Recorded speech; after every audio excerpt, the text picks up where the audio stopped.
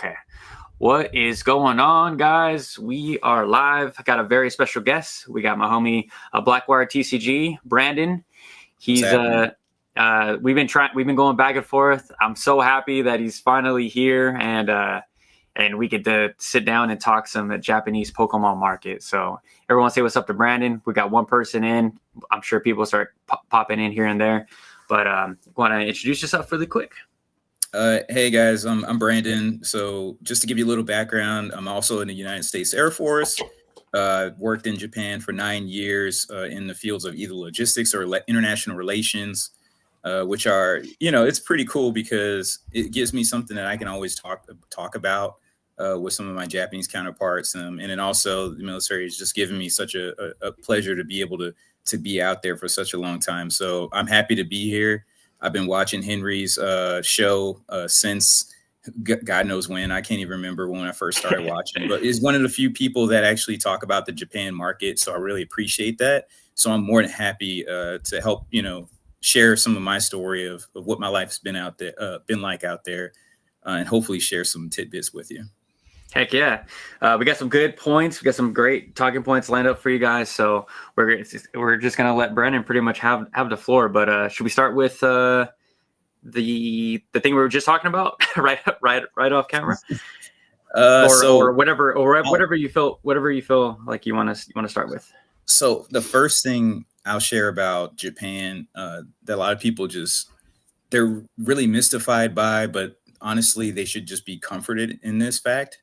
Which is that the market is nowhere near where it was about 4 years ago. So when you were looking at what the environment was like, you're talking about coming out of COVID. This is about the time when I picked up Pokemon myself.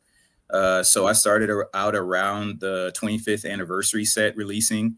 And that more so on the America side, to be honest with you, I actually started out picking it was like a 25th anniversary lunchbox tin while I was on vacation in Guam, and I just so happened to open the box, pulled a Charizard, and I was like, okay, I remember pulling a Charizard back when I was a little kid, and so I look up the price online, and I was like, there's no freaking way. I paid $35 for this tin. And so I paid $35 for the tin. Look it up, it's over $100 for that Charizard. And it's completely unbelievable. So I started digging a little bit more into each of the prices, bought another lunchbox tin, pulled the Blastoise, and then after that, I just been hooked ever since. I say all that to say I did not come back into the market dealing with Japan.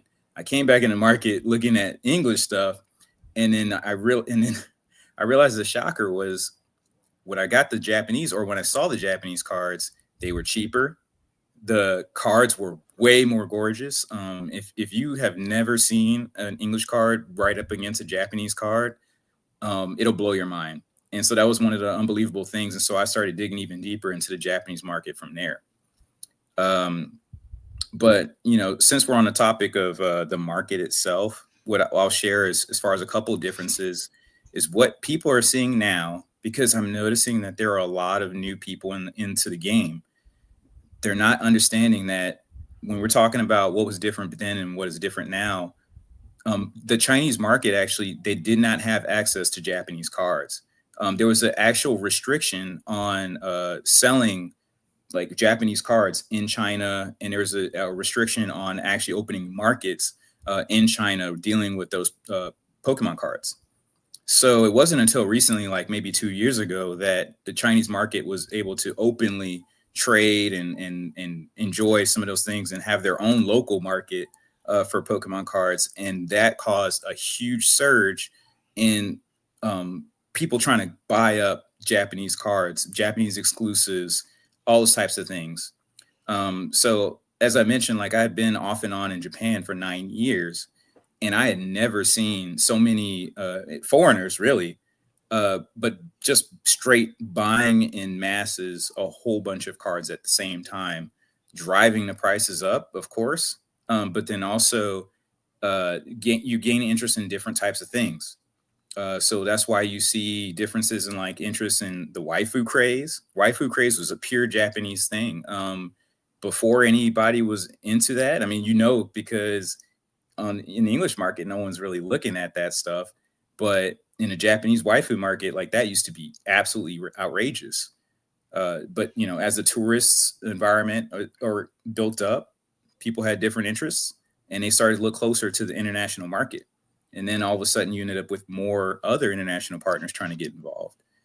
But I'm curious, like a couple of things maybe you saw initially that were different from when you started to now.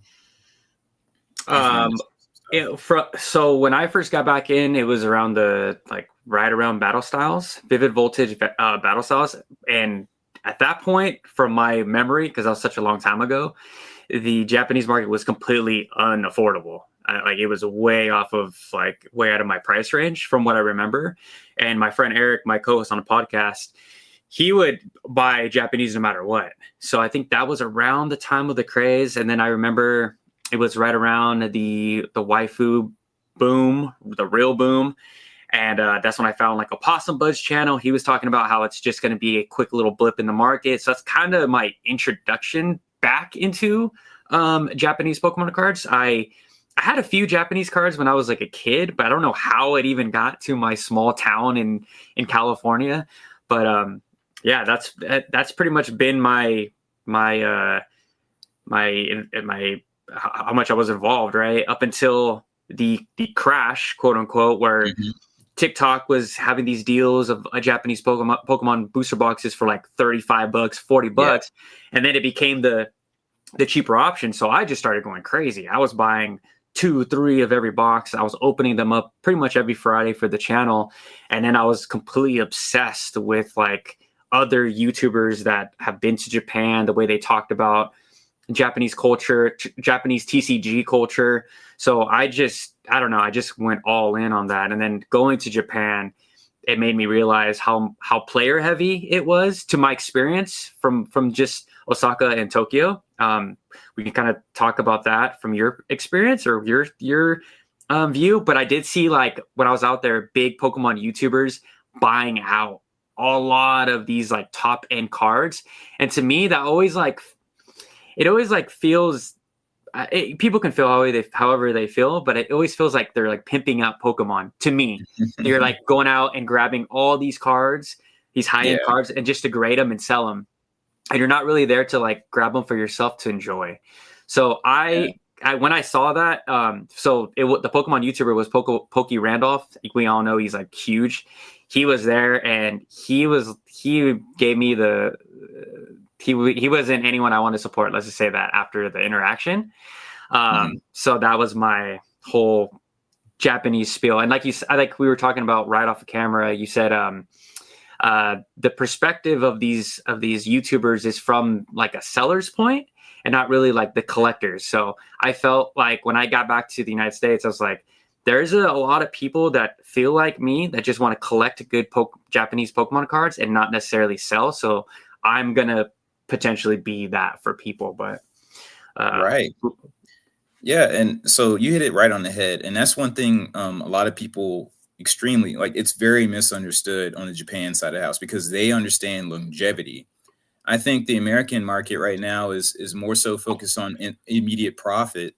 And it's something that is going to be what's the word? Detrimental to the American market at some point. I said American, but really it's international market at some point, because at the end of the day, like, we have to have a market to sell to. If we're buying up all the boxes and if we're hoarding all the product and we're just watching our numbers go up, the numbers don't matter if you don't have anybody to sell it to. One thing Japan is doing right is going back to what I saw back in the day was we could go in and pick up, for example, V-Star Universe boxes, and I could get, I almost want to say as many as I wanted to, but we're probably closer to buying up to 5 boxes sealed a person, no problem. And now we're at the point where they understand that there's an international market trying to get tap into that Japanese market as well. And they know that they cannot print to that type of demand. So what they're doing is something that I wish the international market would do, which is give those limitations, whether it be the lottery system or make it to where, hey, if you're not a kid, elementary school and up, or like a high school student below, something like that. Just cage it to where you're getting to the right market, and then give caps, because really, if you're a collector, you only need one or two of a certain product. You're not in this to try to sell 15 boxes and hoard. And it gives, and everybody has an opportunity to collect that product. So that's one thing I really appreciate about Japan. Right now, there's a lottery open for the mega boxes. So if you wanted to collect the latest set, you could just go ahead, invest in that lottery, or try to get the lottery. And you have a chance at every time one of those products rolls through, you can get one of those lotteries. Before, those lotteries were really restricted to exclusive ultra premium boxes and stuff. But that's changed now that there's so many people flooding the market that they can't keep up. So now everything is pretty much on a lottery basis. But I will say, at the stores, like, let's say you're just trying to go up for release day, most stores will hold. You might be lucky enough to find a place that will sell you straight up a sealed box.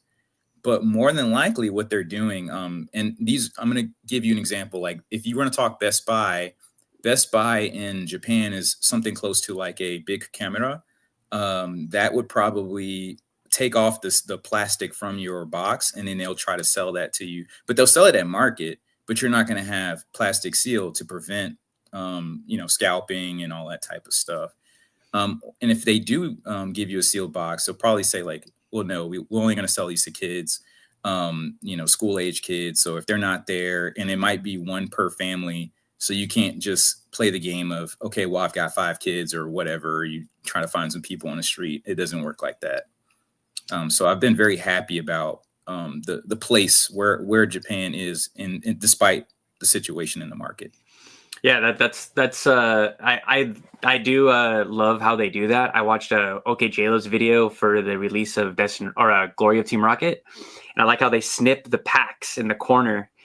Like, I was like, that just makes so much sense for all these, like, because I don't at this point in the international market, English market, I don't know what the percentages are. Is there 50% collectors, 50%, 25% investors, 10% flipper? Like, I don't know. But I do really like how Japan does their releases. So, will the United States follow? Probably not, because we're all just about profit, and it sucks, dude. It sucks. Like, I just recorded my English market watch, and things are just, bro, they just get worse and worse, like every single week. And whereas like Japanese prices, they're kind of, as far as on TCG Player, because I know there's so many different ways to find Japanese singles and sealed, but it seems like they've established a floor. Do you want to go into like booster box prices, kind of where they're at now compared to like what they were? So this is a funny and yet complex, and there's layers. There's a whole bunch of layers to how much a booster box costs, and it causes a lot of things that people they're not lining up perfectly. When you hear these big time streamers or YouTubers and whatnot trying to explain a comparison of, for example, Destined Rivals to the Glory of Team Rocket or something like that, they're not telling you that you're really only judging half the set. You're only pricing half the set of what an American set might be. So it's not fair to say, oh, well, Destined Rivals is at, $350 dollars, but I don't know what's happening. Glory of Team Rocket's not taking, it's not, that's funny. It's a good pun, but taking off where it should. But you don't have the Ho-Oh in that set. You're not going to find it, right? Because it's in another set. Same thing with Evolving Skies. Like, you can't compare Evolving Skies to EV Heroes, because Evolving Skies is 3 Japanese sets. So unless you take all 3 boxes and put them all together, and then you can call it a 1-for-1, like it's not the same. But sometimes it's not the same in a good way, and sometimes it's not the same in a bad way. I'll give an example of how it can cause some confusion in this pricing. In that Japanese boxes are guaranteed a secret rare every box, right? So you're going to get one. In the international market, you're not necessarily guaranteed a secret rare, and you might not get one for a while. But also, Yeah. but at the flip side, your secret rare might be a waifu, period. And Yeah. and for the Japanese market, maybe that's okay. But for the international market, maybe they're not so excited about saying one of these, lilies or something like that is your hit, and that's it. So all that to say, it's very difficult to do a one for one comparison, or to say, this set is not hitting off the way it was hitting in America, in international market or something. But it is fair to say Japan against Japan. When I was starting up, let's just talk about some of the early, like, Dark Phantasma type, or your kind of close to Fusion Strike time frame. Honestly, like, it's not that different when you consider the fact that, except for the tariffs, which is a different conversation. Yeah. But you got to remember, the yen rate used to be 115, 120. And it actually, if you go back to the 2012s, 2013s, the yen rate used to be 85, 86. So 85, 86, you're paying over on your US dollar trying to buy into the Japanese market. So there's no real reason that you would take your US dollar and go out to Japan, where you're gonna be eating it hard to stay at a hotel, to do anything, to buy a Pokemon card that's above, just to convert your US dollar to yen, you're gonna be eating it. So now it's the other way around. You're talking 130. I haven't looked up the rates today, but when I left, it was around, and left like 2 months ago or so. But when I left, it was around 135. So at 135, you could talk about the tariffs. You could talk about some of the chart, like, fees and stuff, but it's minimal in total. So it just depends on whose money you're talking about. As a seller in Japan, selling to US or to any international market, comparatively to before, you're doing pretty good, because you can now, because your yen is not as strong. Thus, you're taking that money, you're keeping it. As a person buying now, yeah, it's tougher, because because of those tariffs and stuff like that, but not as bad, because the yen rate is still favorable. Yeah. The like I said, the booster boxes have seen.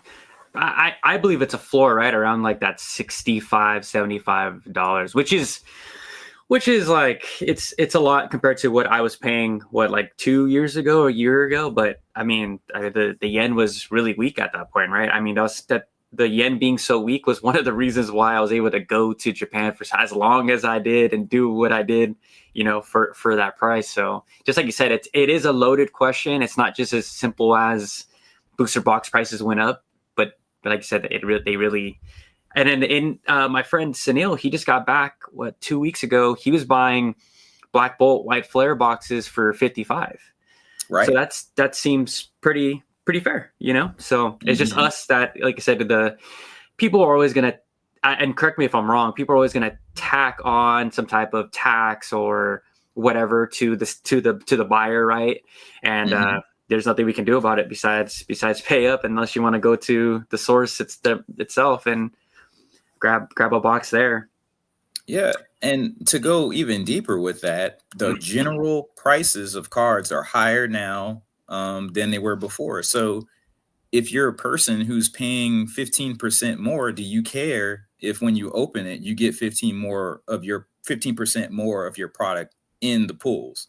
Yeah. Does it matter?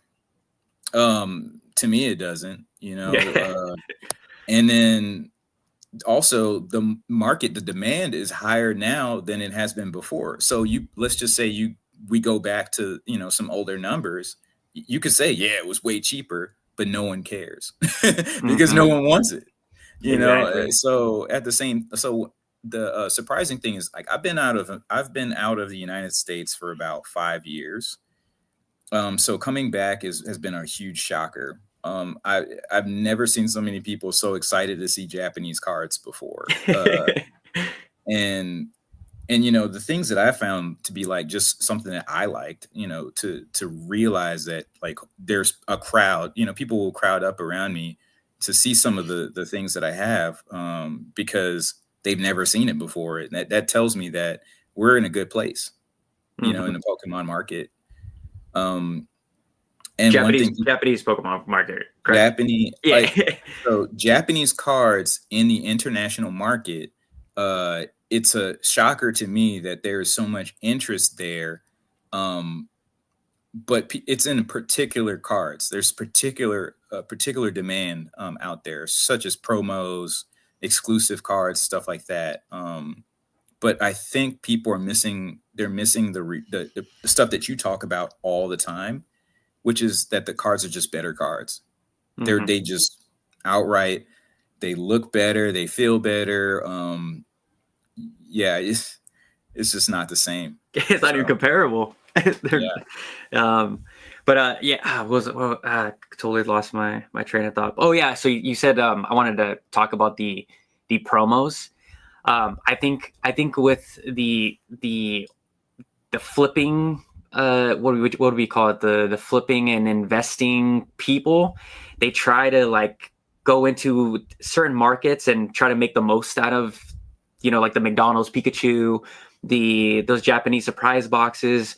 So I think they've made the market also like a lot worse. They've kind of overinflated it. But there still is deals, right? There still is a lot of great singles, and the sealed is like we talked about earlier, is a little bit more expensive. But would you say is now the time to collect sealed or go majority in singles, or what would be your plan of attack as far as if someone asks, hey, I want to get into Japanese Pokemon cards, like what would you recommend? Man, you know what the funny thing is, you can't go wrong with sealed product. And I think everybody knows that if you get sealed product of anything, it's going to go off. Like there's just there's no real risk to it. But at the same time, I think people have to invest or collect what they love. You got to start off with that. So for me, like I love Mewtwo. So when I started out, I just got, if I saw a Mewtwo card and I liked it, and it was something that I loved, I got it. I didn't go out to get these Mewtwo cards because, oh man, I think it's going to go up 40% in, X time. This is the best for the market. This is the play. I didn't care about the play. I just cared about the fact that I like Mewtwo cards. So I have a binder full of Mewtwo cards, and I have a binder sometimes with just one Mewtwo card. So for example, the armored Mewtwo card, when I picked that up, I have 2 pages full of armored Mewtwo cards. Damn. And I bought those at like $3 to $5 a piece because I like Mewtwo. I didn't get a whole bunch of armored Mewtwo cards because it was the best thing in the market to get, So that's, I think, the problem with people who are new right now is they're trying to find the cards that are like, what's going to go off tomorrow. That's a wrong question. The question should be, what do you love and where can you find something that it means something to you? And if they can find it at some point, I mean, there is some logic here in making sure you pick a logical, like, Trubbish might not be the answer, right? Damn, that's my guy. I don't think Trubbish is going to pop off. But if somebody can recognize who that card is, like if somebody can recognize that card pretty dang easily, who that Pokemon is, it's more likely gonna take off. But to answer the question of like sealed versus cards, me personally, I go after cards. I know seal is a better go. So from an investment stance, all day long, sealed is better. But I don't get sealed. The reason why I don't get a lot of sealed is because it's hard for a military person who's moving all the time to handle all that sealed product, because we can't always rely on our movers to make sure that product is in perfect condition all the time. So we risk damage, we risk tears, and we were just like customs ripping stuff open and stuff like that. So I can hand carry cards. I can't hand carry, my Yeah. the anniversary special set collectors, whatever Yeah. boxes, so that's just my particular situation that I'm in. Yeah. Have you seen any recent Japanese YouTubers that like kind of cover the market? I recommended that guy Nick Does Pokemon in Japan. He does like a pretty good job talking about like the Japanese market and sealed and stuff. And he was talking about how right now in Japan the sealed is kind of dried up. Did you kind of see any of that while you were there 2 months ago?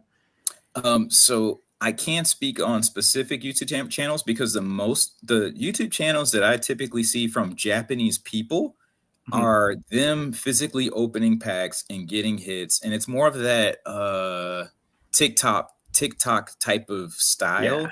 And so I'm not really a fan of diving deep into like just people opening packs. I can do that myself. I'm all right. Yeah. We mentioned was it J Love a Yeah. little bit, but I like it where they do go out and try to show you some of the stores and show you some of the card collections that are in Japan. But one of the things that it's very difficult to relate to people.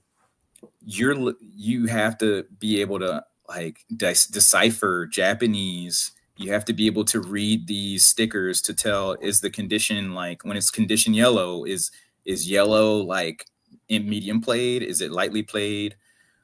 So it looks beautiful in the camera and the prices look really cheap. When you see them panning across and you see those cheap prices, you're like, okay, well, I can pick up a Charizard or whatever for like $40. But really, that's a damaged copy of a Charizard, but they don't have enough time to flip that card around and show you the back and all that type of stuff. Yeah. Exactly. I So had a blast, dude, going to Japan and seeing all the cheap cards. Because for me, I'm a binder guy, and I like to buy like these little, they sell on Etsy. They're just like little holders with like, it's kind of feels the same as like a slab, but I'm like, it doesn't matter. Like I just picked up this.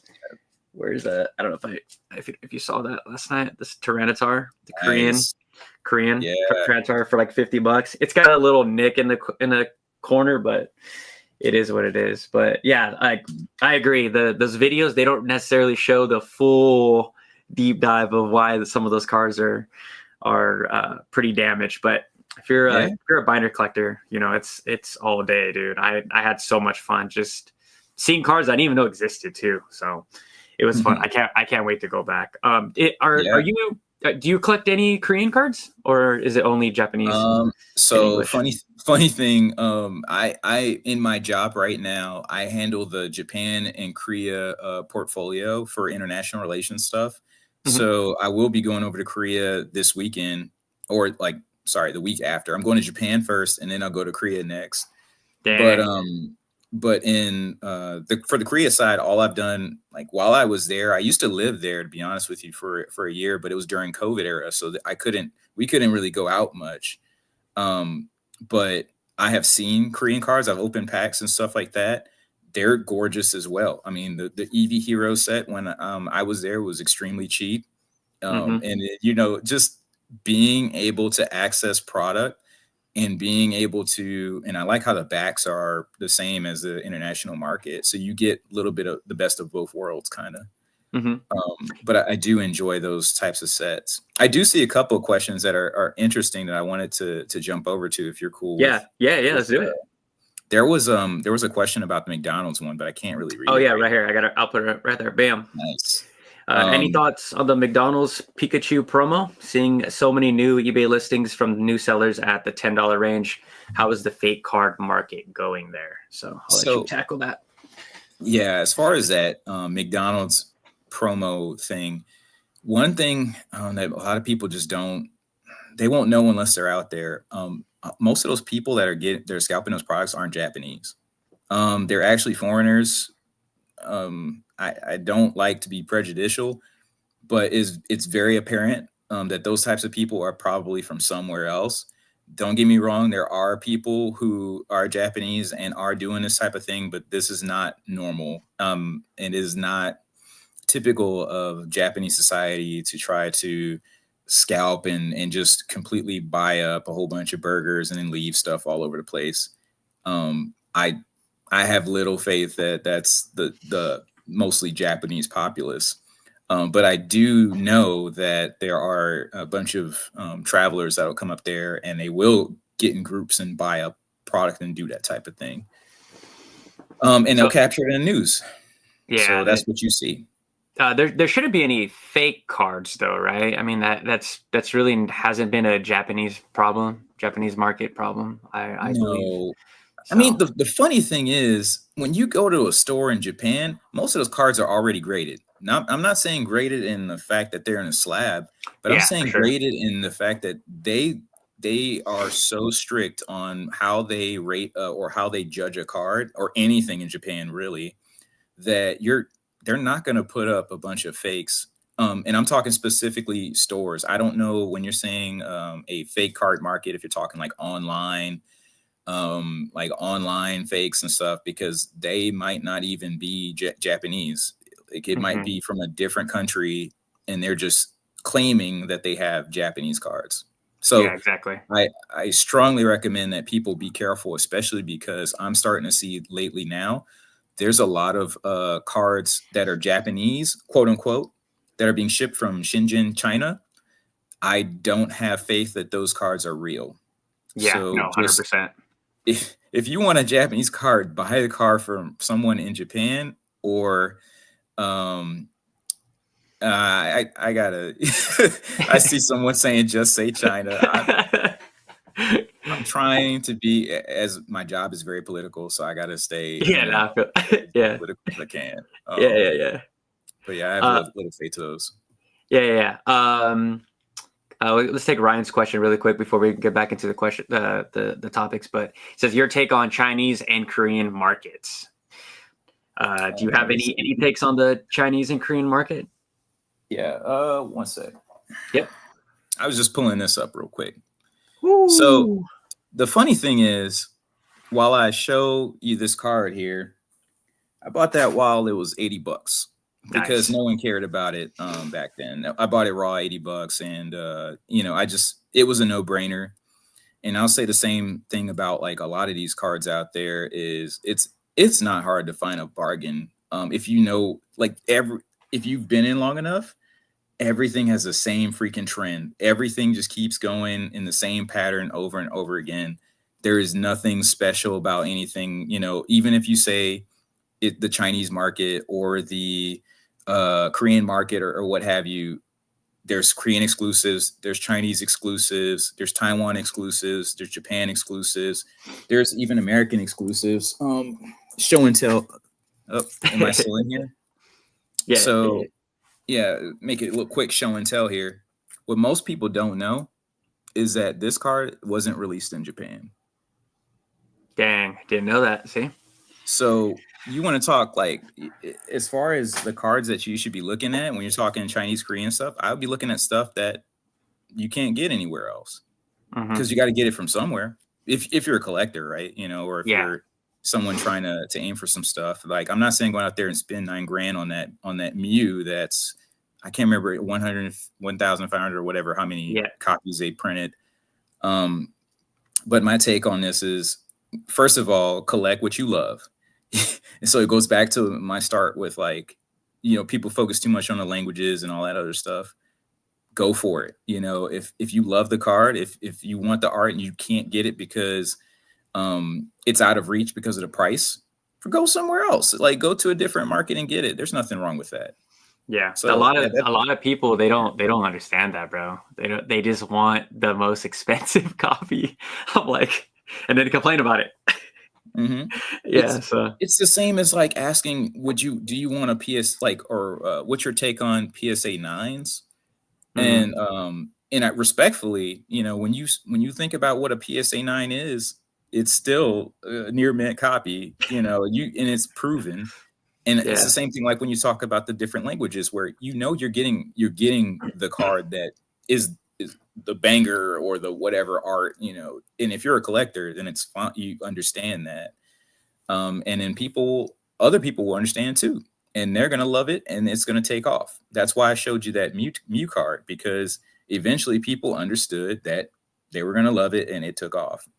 Yeah. So Yeah. yeah. And I really like how people their minds are starting to just expand just a little bit, you know, and starting to dive a little bit deeper into other languages. So it makes me happy. And like I said, I'm always trying, dude, like every time I post these other markets, Japanese markets, sometimes they'll do well. Every time I talk about Korean or Chinese markets, it's like sub 500 views. No, but I'm like, you guys will come around. There's so many amazing cards, like the Arcanine, the Trasol Arcanine. I think that's a Chinese I saw that. exclusive. I love that card, dude. It's so good. Yeah, But it's beautiful. And it's probably the only card where you can see the full crown, and I still like it. Like most of love the that cards card. where like they're hiding the crown so that people can't tell, you Mhm. know. But that was one where I was like, okay, it looks fire even with that on it. So it's cool. Yeah. Should we go into the near mint vintage singles all bought up, demand exploding? Because I have a take on that. So I'll let Oh, you. goodness. So yeah, I mean, I remember being able to just walk into a store, and you could see a wall full of just vintage cards everywhere, $2, $3, hollows. Like, for example, the Dragonite Game Boy promo you could get for $15, near mint, sometimes still in the promo wrap and stuff. No problem. Now that card, if you find it in a wrap, like, it's gonna be $100. And that's because of just the layers of things that happen at the same time. Of course, the surge of the Chinese people coming in, traveling to Japan, buying up cards in an absolute mass, bringing them back to China so they can sell them and do what they want to do with them. And I'm not saying other tourists, because the type, they don't really like, normally if you're a tourist or a tourist from somewhere else trying to buy up cards, usually you're doing it by yourself. But I've seen like teams of folks who are in the same group, and they are dividing and conquering, and they're just like going in there and just buying up everything that they can, and it looks like he just got done with the plague, just wiped clean. So that jumped prices up quickly. The difficulty with the yen rate, the struggles with, I'm sure there's some issues with the tariffs that come up as well. Just the uncertainty, just certain uncertainty alone. And then just overall demand in general, because even interest in Japan, just Japan, has exploded as well. So it's much harder to put a finger on like what's been happening on the vintage side of the house. But I will say that there's people, it's hard to get a clean card, like hard to get a near mint card nowadays, because they're all gone. Yeah. Someone else bought them, and so the stores are replacing them with your C tiers, or your medium played or moderately played, something like that. So I think that it's just starting to drop off. Yeah. I like when I went to Japan, that was pretty much my experience. I was like, the near mint is dry. So, but for a binder collector like myself, I was pretty happy with all the stuff I bought, but I know there's a lot of people that just want near mint, and that's kind of why sometimes before posting a video, this may sound terrible, but I'll need to buy the card before. So I'm like, I'm not gonna report it. You guys go out and buy all the copies, and then I'm over here like stuck. That's why I wanted to buy the Tyranitar in Korean. There was only like one listed on eBay, so I was like, I need to buy this before I make a video. But and that's funny that a lot of people think that if you say something on here that you're somehow controlling the market. Man, I wish. I'm sure somebody like on these levels, like maybe if they have hundreds of millions of followers or something like that, yeah, sure, they could be able to influence something like that. But yeah, people would wish that we could just say, hey, you guys should be looking into this, and then their stuff just take off. Like, come on, like, this is so my mind used to be sort of like that, but I've seen I'm not gonna say who, but it does happen. Buyouts do happen, and even on the Oh, yeah, lower tier of course. YouTubers, like it's crazy. Like there's a lot of people that a lot of YouTubers that don't have a big following, not a huge following, but they'll go out and say, "Oh, talk about this card," and they'll get DMs of pretty big buyouts. And I was like, oh, maybe people really do have the capabilities of buying out a certain card. So I could imagine if like the PokeRev or PokeVault said something about a certain card, the amount of DMs he probably gets of people buying out. So I don't know. It's and we just don't know because this market is so crazy right now, dude. Like yeah, there's silly money in the market right now, I personally believe. Yeah, there's also a fact of like it could be that it was a good play and everyone knew it was a good play, and so eventually that buyout was going to happen whether someone said something or not. Yeah. And I'm a strong believer that like like if I actually had a YouTube channel, I'd probably say 90% of what I have right now, people would be like, oh, you pushed it. And that's why. Yeah. Like, because most of the stuff I have is popular. Like, I'm not going to lie. Most of the stuff I have is what most people want, but that's also because I want it. I just haven't advertised it. And guess what? All that stuff has exploded in the last couple of years. So yeah, it's not really. Isn't it kind of how much Japanese content do you watch online? That's not, or you said you didn't watch the openings, but have you found any other YouTubers that kind of talk about the market?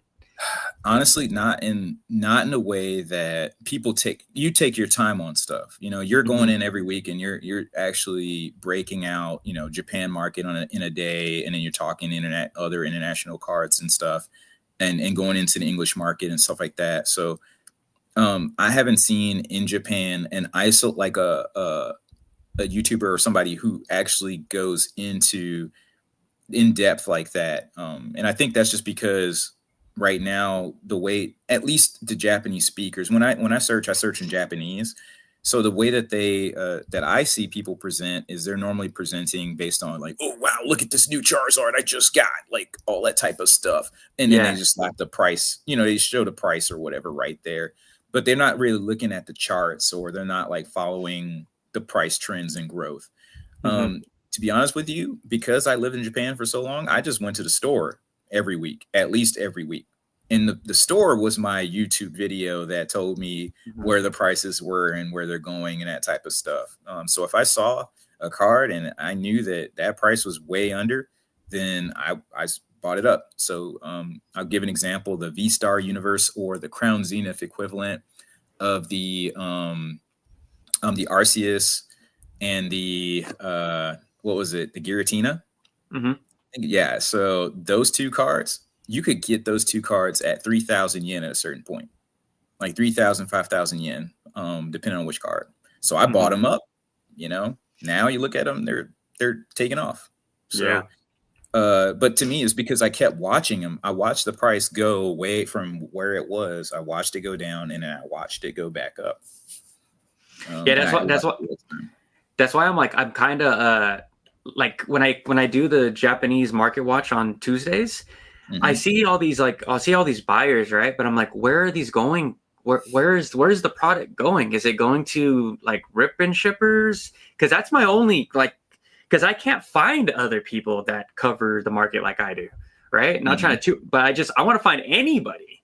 That's why I'm just so hungry for this content, because I'm like, there has to be other people covering this market, because I'm seeing the sales from TCG and it's not just a group of me and my friends, right? Like, where is this product going?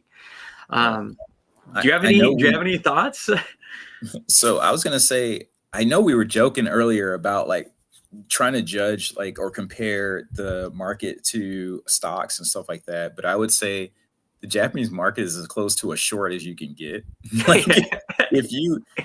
Because you don't even need to watch the Japanese market to know what you're looking for in the Japanese market, because it's coming. If you can't find product on your, let's just say, US shelves, if you can't find it there, you're going to get your product somewhere else. So that's why you got places like Poke&E that just, they focus on the Japanese product initially. Mm-hmm. because that's what they can find. That's what they can pick up. Mm-hmm. Same thing goes for the singles.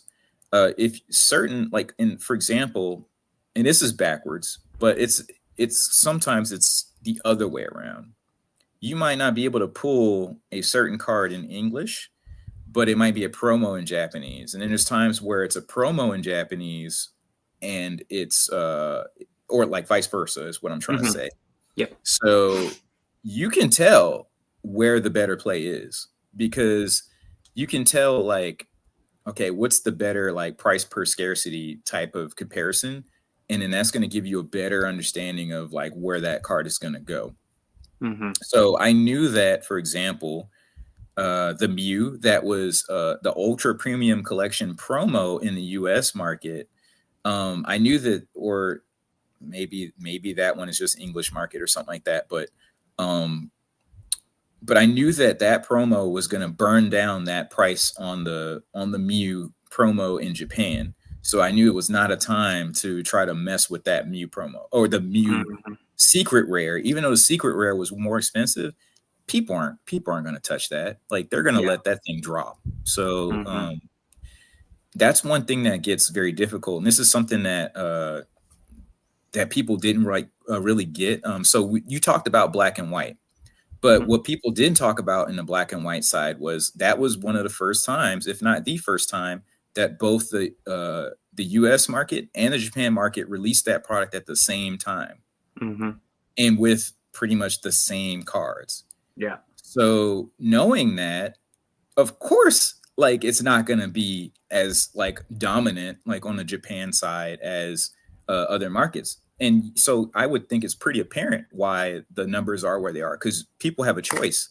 But if you look at some of the other sets, like this mega set coming out, like, it's going to be a while before you get the US version of that. So you have a couple months to burn, like, for people to stare at it, people to, like, get interest, people to, well, you can't get anywhere else, so I'm going to go get it as soon as I can, send it to PSA, get the PSA 10 back before anybody's even seen it in English. Yeah. And so it could be a short play. Yeah, I like how you said the choice. I think that's one of the biggest like wrench in the system that Pokemon can do to kind of slow down the international market, is to say, hey, we're gonna give you product right around the Japanese release and see and then see if these markets are, because I think there's a bit of, like, what is the best opportunity, kind of like what you said earlier, like, what is the quickest PSA graded return play that I can get. Like, I think if they give us a choice of, all right, all this product released at the same time, which obviously wouldn't be the case, but if they did, that would be a way to really slow down these markets. And then, like you said, with the Black Bolt White Flare release, this is like been the first time that they've both just released a split set time, like, right? That's like first time ever. So that was really interesting and really cool, but I don't really know how that affected either of the markets. Besides, I mean, there's also the generation question, which I've heard you talk about. I've heard several other YouTubers talk about. I think if they had done the same thing with 151, that would have been a perfect way to assess, like, is that the timing of that release, is that really a huge play or a huge factor in how people perceive that? Because had those two released at the same time, I mean, people would know that they could just access it in their own turf and try to find it in their own turf. Who knows where that pricing would be on the Japan side? Now, don't get me wrong, they printed that 151 set to the ground in Japan. I'm glad they did, because I was able to grab tons of those boxes. But as far as where that would have played out, I think that would have been something to look at strongly. Yeah, for sure. Yeah, I love how Pokemon Japan just can reprint anything whenever they feel like it. That is, it just feels like that's how it should be. And there's a bunch of reasonings of why they do that, but I really think that correct me if I'm wrong again, it feels like when I went to Japan, I don't know if you heard the story I told. Me and my girl went out late at night to get some food. It was like a Wednesday or Thursday, and the card shops were filled with players. And it felt like there was a big sense of the TCG community there, like really enjoying each other's company, you know. And I was like, wow, this is huge light bulb went off of my head. I'm like, this is what Pokemon should be. Is it do you believe it's more of that instead of like the collecting, right? And Yeah, investing kind of? it's definitely a player's market. It's Yeah. a player's market, and it's focused on the kids. And you see it everywhere in Japan.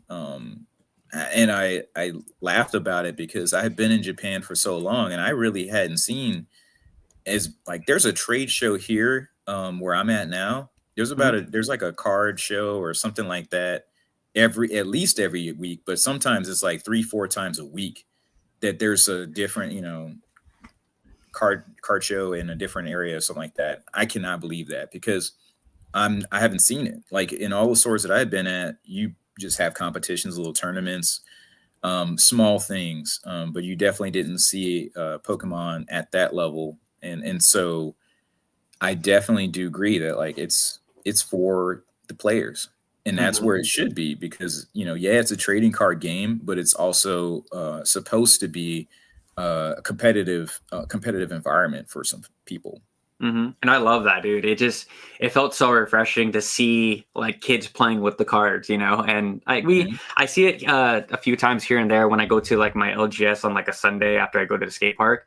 I'll see like little events, but it's nothing compared to what I saw in Tokyo. And it was like the outside of Tokyo. It wasn't like in the city or anything, but yeah. Should we I think one of the topics we had was investing in Japanese. Should we tackle that really quick? That's something that I wanted to kind of hop into for our. Yeah. If you have any thoughts on that. I mean, if I could just give this is just my personal recommendation to people as far as investing. If you're just looking to have something that's a sure deal, yeah, you just get a bunch of boxes of product. I don't care if you bought it at 60. I don't care if you bought it at 70. You already have the litmus or the way to test what the pricing is going to be 2 years later. You just look at boxes that were 2 years back. This idea that, there's less boxes out there or something like that now, or you could go the other way and say, there's so many boxes out here now. It doesn't matter. Like if you look at, because I've seen where there was a whole bunch of V-Star Universe boxes on the shelves, just a whole wall full of V-Star Universes. No one cared about them. No one was trying to buy them. V-Star Universe as well, all over the walls. Like no one cared about that. And so my point is, at some point, all these products were printed to the ground. It doesn't matter. But when you look at those prices where they were then, and you look at the prices now, it went up. So there's really, if you want a safe bet, just go ahead and buy a bunch of boxes. Yeah. And then I would say if you're trying to find what in the Japanese market should you be looking at, like you should be looking at something that you can only find in Japan. If you can't afford that, and honestly, there are ways. Here's the thing that, like for example, that Detective Pikachu promo, had you picked that up when it first came out, you're spending, it sucks. You probably spent 2,500 yen on these Pikachu promos that are coming from a video game box that's basically half the price off the shelf. But frankly, like you're up right now, right? You're up on this promo that no one cared about initially, and now people care because you can't get it anywhere else. So that's the easiest way I would say for help for any viewer to be able to get started. Yeah, no, for sure. I think I watched a Nostalgianomics video, and he was talking about how trash Japanese was to invest in, and I'm like, dude, you look at any of those Sun and Moon boxes, like they're doing great. And I remember I was talking to my boy Jodo Jake, where I was asking him oh my gosh, I forget what XY said I was asking him about, and I was like, I can't find any of it on eBay. And he's like, yeah, the Japanese equivalent to what you're asking for is like non-existent.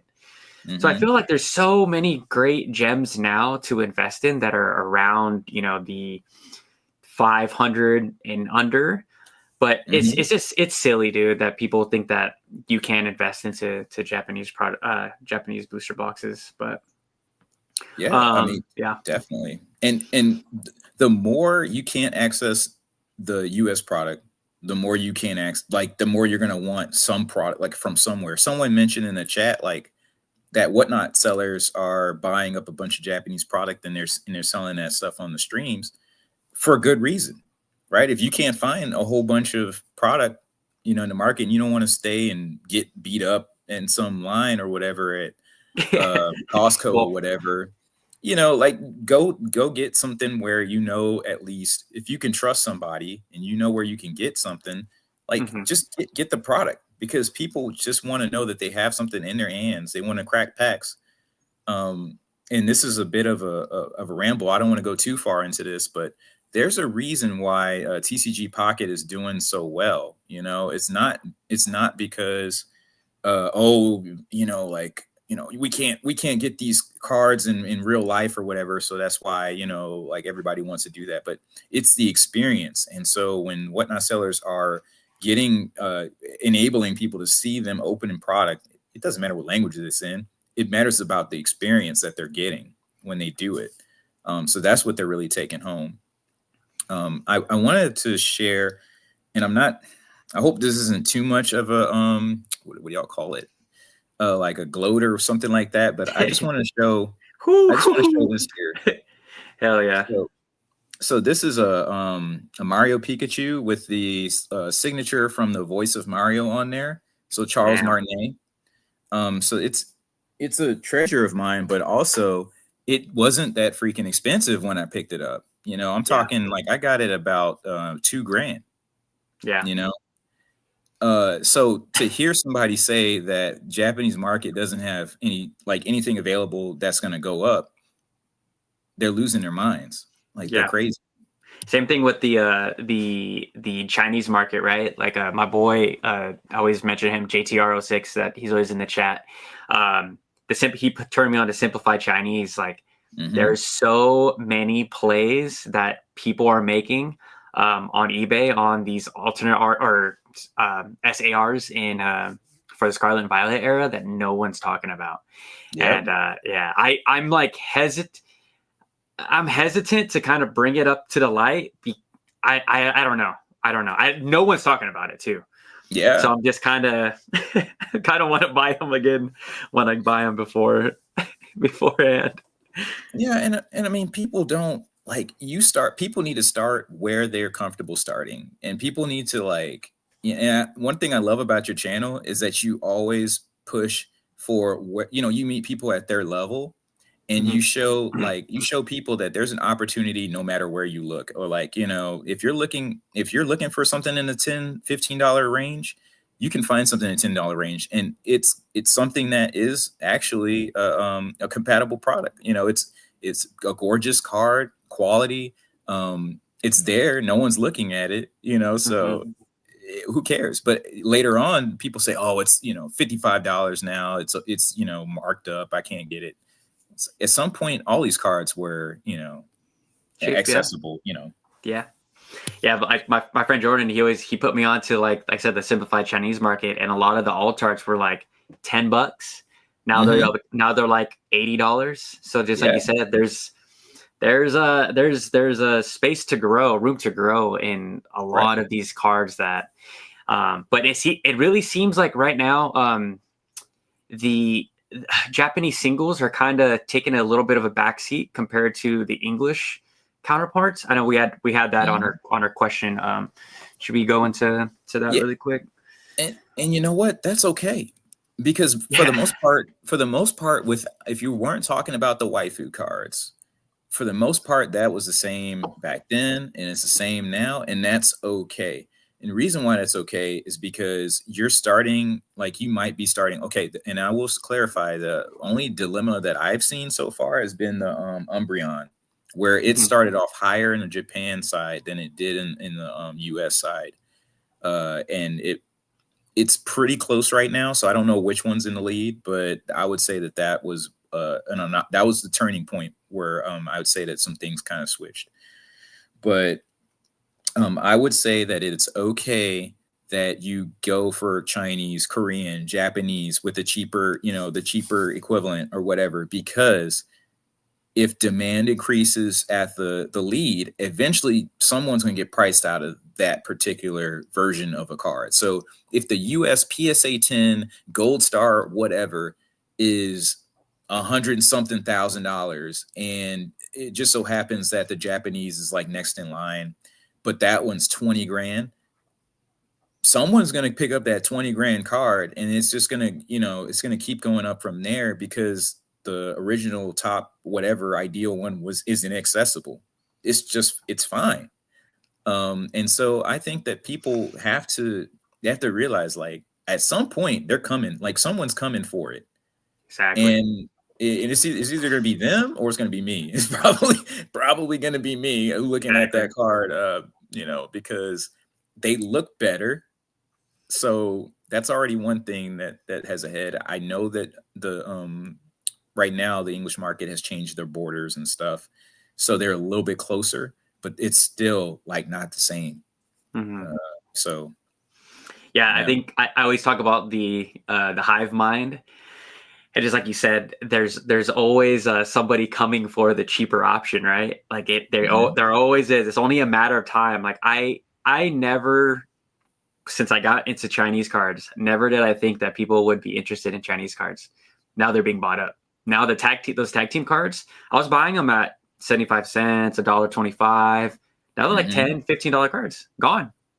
You know, like from $1. So there's someone coming for those Korean cards. There's someone coming for those Chinese cards. And do you feel like right now is the perfect time to buy some of those like higher to mid end Japanese cards as far as like the ultra modern, or do you think it's still, should we wait? All right.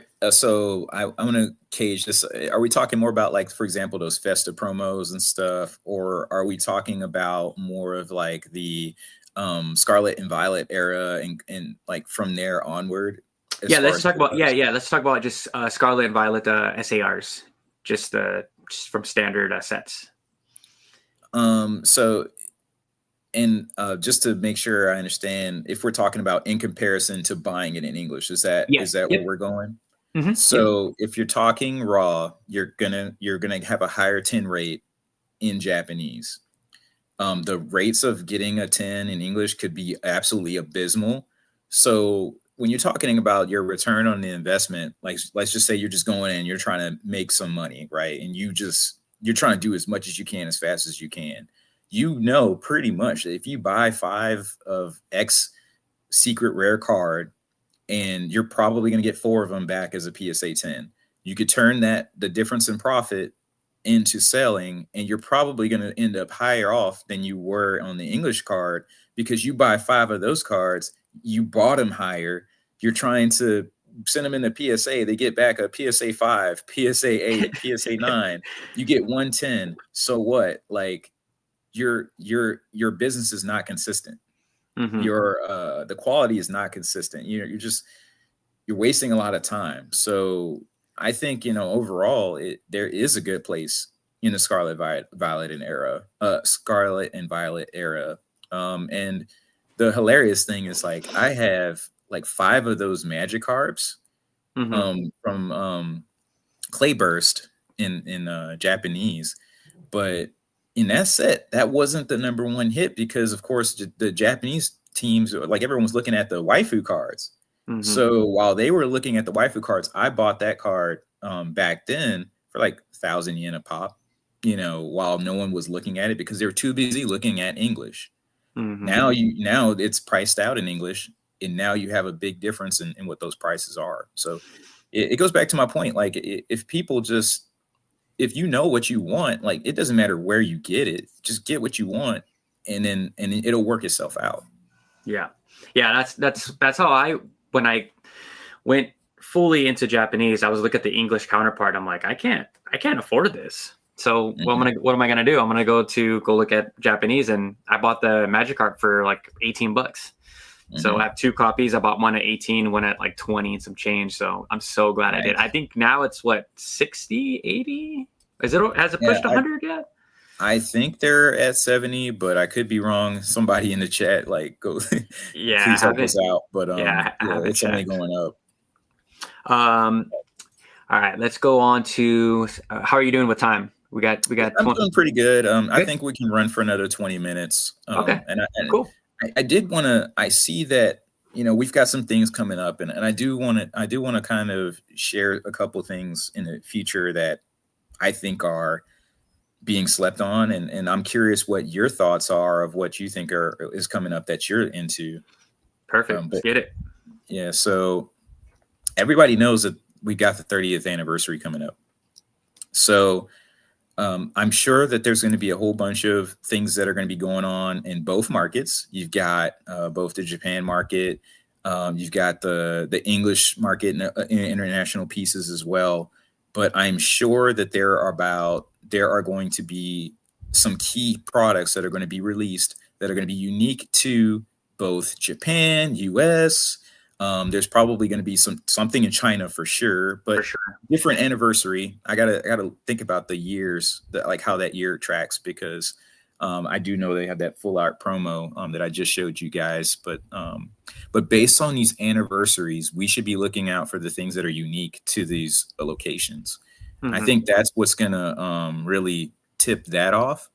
And another thing that I'm really excited for is that, and someone's hinting at it, but the next equivalent to a Festa card, because as we get the ZA, the Pokemon ZA, and as we get into this new era of Pokemon, there's more than likely, because there has been always a Festa style card that's been printed, at least in recent years. I can't talk about, there was some lulls in between XY and now, but when they started to jump back in. But there's going to be another Festa style. And when I'm talking about the Festa style card, I'm talking about like these. Yeah. Where you got Pikachu in the middle, and then you've got the characters around it. And in this particular one, you see there's megas. So you see like there's the Mega Gengar, the Mega Lucario and stuff. So I think there's going to be another one with Pikachu, maybe a Mega Rayquaza, or Rayquaza, I think is what they announced is the way you say it. And next year is the year of the dragon, if I'm correct, right? Is that next year? I'm not sure about all that, but if anyone would know, the Chinese market would be all over it. Yeah, because I think when I was on Team Rocket Joey's live, he was saying that this past year was the year of the Eevee, and I think the next one was the year of the dragon. So I could be wrong, but if that's the case, then we might have some Rayquaza love on those cards. But I'm really excited. I think the smart investors and collectors, I haven't forgot about you guys. That's where they're going to be looking at, dude. Is those language exclusives, and I can't wait, dude. I'm here for all of it. I'm just afraid of the price. I'm afraid for my wallet. What is going to be those prices? What are you excited for in the upcoming? Besides that, I'm excited for that as well. Well, like I said, my real target is to see what that next Pikachu in the middle with other Pokemon around it. I'm curious what that'll be. I'm curious what's attached to Pokemon ZA, because I see someone dropped a comment about like the Hiroshima special box and stuff.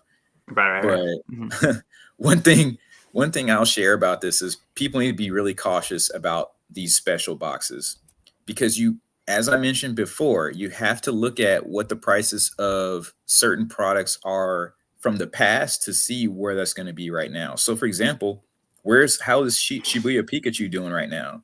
And to be honest with you, like Shibuya Pikachu is not much different than it was back then. And people are talking about $200 for this Hiroshima box that is roughly $15-20 to buy. That's okay. But where's it going to go? Because at the end of the day, if I'm looking at these cards and I have a choice between Shibuya Pikachu, which is an actual holo versus a reverse holo, and it's a unique, I got both of them are exclusives. Or even like the tea festival Pikachu, or tea ceremony Pikachu, freaking awesome card, $200 for that one. If I could choose between the tea ceremony one near mint, or choosing between that and the Hiroshima one, I'm not going to spend $200 on the Hiroshima one. I'm going to go deeper into the tea ceremony, the Shibuya, and there's a couple others that I would go into. So I would just say I am cautious about that particular box, which I have. But, Yeah. I'm cautious about over like paying $200 for it, if that makes sense. Yeah, the FOMO is out there for the exclusive stuff for sure. Yeah. But going so is that mainly what you're excited for going forward into this next? Any Generation 10 predictions that we can get from you? What would you like? What would you like to see? That's always my favorite question to. I mean, I think when we're talking about where these cards need to go, we are probably going to see a return of tag teams. I think So too. Because when you look at the trend of what we have already started going back to, it's just the most natural progression. When you're looking at the fact that we're going through this EX thing, we went through kind of we had a trainer gallery piece, and when we're trying to find like, well, what's the next thing that's going to make this market like totally kick off? I think it's going to be a tag team type. Now, I don't know if it's going to be called tag team. It might be a totally different thing where it's like doubles or, even like 3 characters potentially. Mm-hmm. But I think now that they've already done a trainer gallery with the trainer and the Pokemon together, I think if they do Pokemon and Pokemon or something like that, that's really going to break it. It's going to break us all. All our wallets are going to be gone. Yeah. That's my prediction too. I was like, I was joking around. I was like, oh, maybe like a fusion, because I'm a Dragon Ball Z fan. I was like, maybe like a fusion style thing where 2 Pokemon created into one, or a tag team style attack where they both like, stuff like that. Because we all know everyone wants tag teams to come back, and we kind of see like maybe hints of that in like the Hilda card from Destined Rivals, where it's like, I believe there's 3 Pokemon. I think they're all attacking, if could be wrong. Or maybe 2 are attacking or something like that. So maybe we see maybe a 3-way. That would be so crazy though, dude. Like, especially for the TCG. Like, how do you play that? But that's what I'm really excited about Generation 10. So. Oh yeah. Yeah. But I'm also curious to hear. But I'm curious to hear like what your thoughts are on something that you're looking into, or what you're looking forward to, especially like in the Japan market on your side. I hope for more clarity. I mean, that may be asking for too much, but I hope that there's some either Poke Guardian or someone to come out with just more news, because I think there's so many people like myself. They're so interested in the Japanese market, and we want to give Japanese cards the shine that they deserve. That's really where I'm hoping that we can go forward with the Japanese market. If I have to do it myself, like I said, I'm practicing my Japanese 2 hours a day. I'm really committed to my goals and my dreams to be that. Maybe I do a blog post. Maybe I become that source of news, but. And as far as like just the as a total, I don't know. Like I think it's in a good place. I won't know until I go out there, for 2 weeks, 3 weeks, however long I stay. But I think it, as far as being, how do I say this? Like how it is portrayed in America, and like the prices that we get and the card single value, I think it's in a pretty good place for me as a collector on like a budget. I think even the SARs are still pretty affordable, and I think it's still an affordable option for most people. I know there's a lot of word salad, but that's I think it's in a good place. But that's why I wanted to bring you on to kind of get into the nitty gritty of, are we overpaying? Because a lot of people ask me, they'll send me prices, screenshots of eBay. Like, am I overpaying for this booster box? Am I overpaying for this card? I'm like, I feel like that's a good price, but it's up to you. I'm not the end all be all. Yeah. Man, this might sound hypocritical because I just talked about these Hiroshima boxes, right? But one thing I'll say is that for the most part, you're not going to be too wrong if you love whatever thing it is that you're trying to buy, product, a single. If it's interesting enough to you where you're willing to like shell out x amount of dollars, you pretty much have to guess that like there's other people out there. You're not the only person in the world who thinks that card is interesting and are trying to go after it, unless you're the Trubbish person. Yeah, Um, I but love Garbodor. I'm yeah, like the only Garbodor fan. I saw the Garbodor trash can at Pokemon Center, and I took a selfie with it. I was like, I'm the only person that cares about about Trubbish and Garbodor. yeah. I mean, if I would say to somebody like, do you think that this is the right price or whatever? Well, I mean, honestly, eBay's your best friend Hmm. because even the people who are selling the cards in Japan are probably not paying, like they're not like cracking. They're like this idea, this mystery of, oh, they're buying it at $10 and selling it to us at 60 is not realistic anymore. Like Hmm. that's just not a thing. These card when these card stores are opening, like they have to pay close to aftermarket, the aftermarket price anyway, and they're having to make up for stuff on the margins and whatever, and they're just passing that extra dollar figure along, and so it's very marginal. I don't think that anyone is really going heavy unless it's the individual scalper selling the individual product, Hmm. such as the situation you're talking about in the situation with the boxes where they're lottery based. But like I said, all those products are pretty much lottery based at this point, so Hmm. it's it's not, it's not as different Yeah, as people think. homeboy said you're exposing too much secrets on the Japanese market. Hey, It's all fun. that's why I bought Brennan on here. Do you want to put your Instagram link in the description or the chat so they can follow you as well? They're asking earlier. I wish I knew how. I don't. Oh, here it is. Yeah. Join the chat. uh I'll put it up, and I mean, if you guys have more questions, I can answer a couple before I gotta Yeah, let's go. get these last questions and then um let's pull up my boy Louis' comment really quick. He said something really good. The Japanese market is being massively pumped on Whatnot and other live streams. It's the first option for streamers on every new set release until English drops. Thousands of boxes open weekly. So that kind of feeds on to like what I was saying. I was like, where are all these boxes going? So Mm-hmm. have you seen any of that stuff? Do you? Oh, of course. Yeah.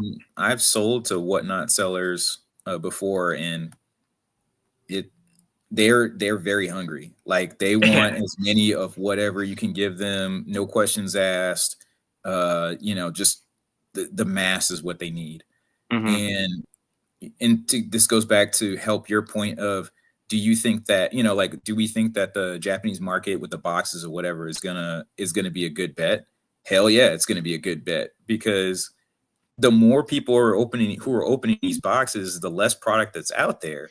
So eventually, you're not going to find any Terrestrial Festival boxes willy nilly on the website because all these Whatnot sellers have bought them all up, or TikTok has put a 30% release, and now all of those packs are cracked because they were at such a cheap price.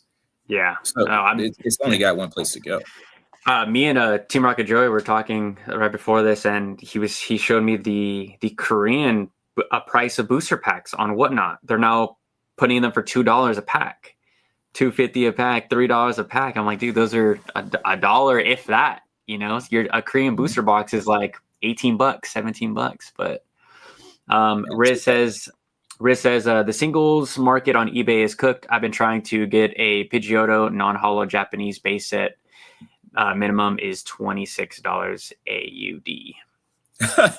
Okay, that is crazy. But probably that is a lot of the shipping price is Mm-hmm. where I think that's getting people quote unquote cooked, depending on where they're trying to ship from. Japanese shipping companies you're paying at least $15 potentially. And then if you're talking insured, like it's just you're losing money to ship you a card like that. But I will say, if you're trying to get a card like that, there are plenty of places that I would, if we talk on Instagram or something like that, that I could share with you that you can get that for like 30 yen. As a matter of fact, I'll be going to Japan this weekend. And so I'll be able to check out like these cards that are basically bin cards that you could get for 10 yen or 30 yen a pop. That's crazy. Yeah, I can't wait. Yeah, that 26 Australian dollars that's a stretch. That's basically someone saying you're paying me for the train. And that's another thing people don't think about is if you want to take a train from one part of Tokyo to the other part of Tokyo, you might spend 2,000 yen to do that. So just getting to that location, or if you park there, you might park and then you have to pay 1,500 yen just to park there, just so you can get to the store to get the card that you're talking about. So either way, you know, you're getting there, and then you got to ship it. And their shipping companies are scammers. So yeah, for sure. I'm not going to give you the whole 100% cost thing, but I'm just telling you, it sucks to ship a card like that. Yeah, I'm curious of how this all the tariffs and the de minimis rule and all that stuff is going to play out in the next year or so with the markets, if it's really going to affect the singles market or sealed. But it's like Brian from Poke&E was saying that's already priced in, and I believe for the most part it is, but there's always going to be people that are going to try to one up us. Let's maybe take Riz's last comment. The Pikachu 323 promo from Precious Collection Box. Minimum is $600 AUD on eBay. I think that's a lot. That's also getting bought out. 323 promo. Do you have that one, Brandon? I'm looking for it. I have it. Let's see. This is 400. I can hear my screamers downstairs. I'm trying to remember which one that is. I know it's it's one that's already in the English market, so there's no real reason to pick it up, I think. People always want that. Oh, it's the one from Crown Zenith. Yeah. So I do have it in Japanese and in English. They're like, the reality is, it goes back to my previous statement. Like, if you love the card, get the card.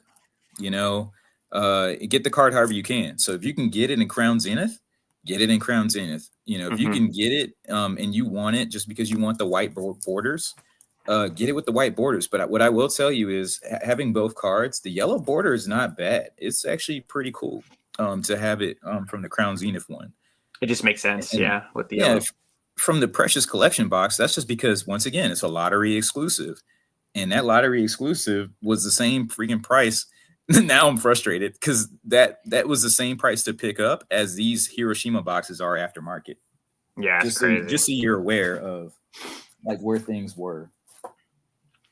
It was, I think, $250 or it was two Nimango San.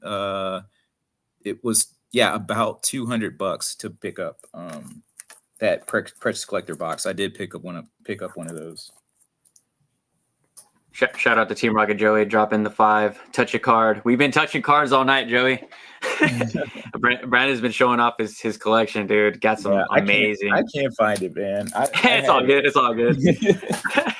There's no Riz asking about the texture. There's no textures on those, right? There's no texture. There's no texture on this one. That's why I was saying it's basically the same. Yeah, basically the same. Yep. But all right, guys, we're gonna me and Brandon had a hard cut off at a hour and a half, so we're right there. But I want to say thank you to Brandon for coming on, bro. Like, we've been chatting back and forth, and I always look forward to your comments in the videos, dude. Because you just seem like a really rad dude, and I'm super thankful for your time.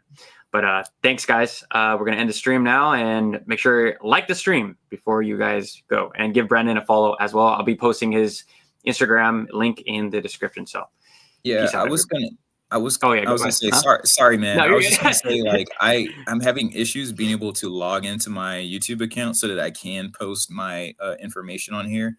So it was blocking me from being able to comment my information, but it is BlakwireTCG. So that's BLAKTCG. And then that's my Instagram account. You can look me up there. Okay. Yep. Yeah. Well, I'll leave all of this stuff in the description, and thanks, guys. Talk to you guys later. End the stream. Bam. And